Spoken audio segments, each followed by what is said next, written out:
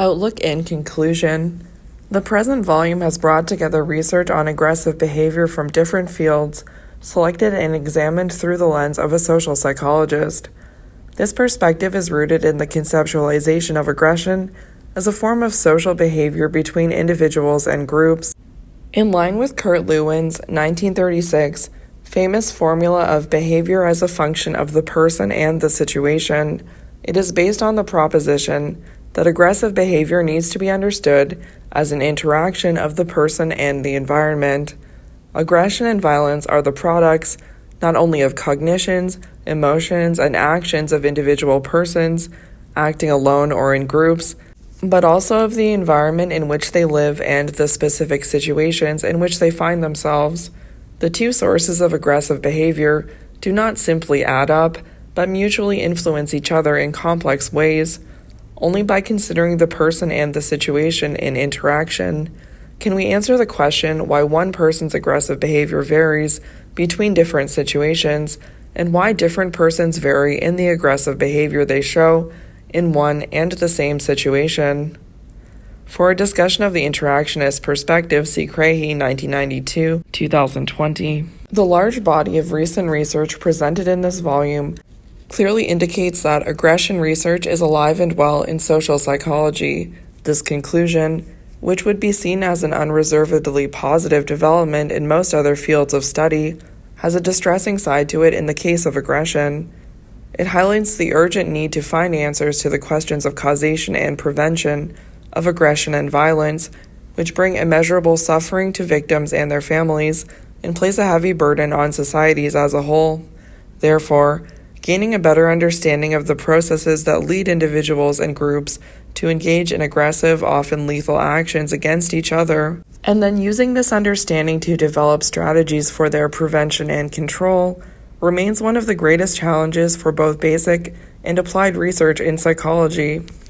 It must be noted that a comprehensive understanding of the forms, origins, and prevention of aggression and violence needs a multidisciplinary approach that goes well beyond the field of psychology, but was outside the scope of this book and the expertise of its author. We need the historical perspective to remind us that views about aggression and violence are shaped by specific historical circumstances and intellectual traditions, and have been construed and handled differently over the centuries, for example with respect to defining childhood abuse or marital rape. We need the criminological perspective to describe how legal definitions of different forms of violence have changed and how the criminal justice system can deal with the challenges of prosecuting and sanctioning new forms of aggressive behavior, such as hate speech and cyberbullying. We need political scientists to explain the causes of protracted intergroup conflicts in different world regions and their potential for breeding terrorist violence, and sociologists to inform us about the role of macro-level risk factors for aggression, such as social inequality or material deprivation. We need the expertise of geneticists and neuroscientists to explain the biological basis of differences in aggressive behavior, both in terms of stable individual characteristics and with regard to situational reactions. And we need a greater input from research in anthropology and ethnology to study aggression and violence in a cross-cultural perspective. This list is far from complete, but it highlights the need to invest more effort and resources into the development of an interdisciplinary agenda for the study of aggression and violence. However, intensifying academic research is only one part of the challenge facing societies. We need a civic debate on how much aggression we want to tolerate in our societies, what forms of behavior intended to harm others we consider serious or negligible, and to what extent we see the need for action. The #MeToo campaign serves as an example of how certain topics that have long been on the agenda of scientific research gain attention and spark intense public debate when prominent single cases come to light. The March for Your Lives campaign for stricter gun control legislation in the wake of the school shooting in Parkland, Florida, in which 17 people were killed in 2018, is another example, as is the Black Lives Matter campaign that has placed the problem of race-related police violence on the worldwide agenda following the killing of George Floyd by police in Minneapolis in 2020.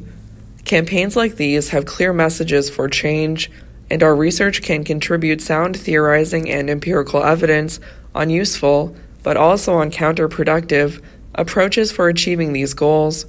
At the same time, these examples illustrate that initiatives to prevent aggression and violence are located in a context of divergent attitudes, values, and interests, and a broad consensus that action is needed and in what direction is hard, if not impossible, to achieve. Therefore, not all the findings and conclusions generated by the research presented in this volume will be gladly accepted outside the academic debate.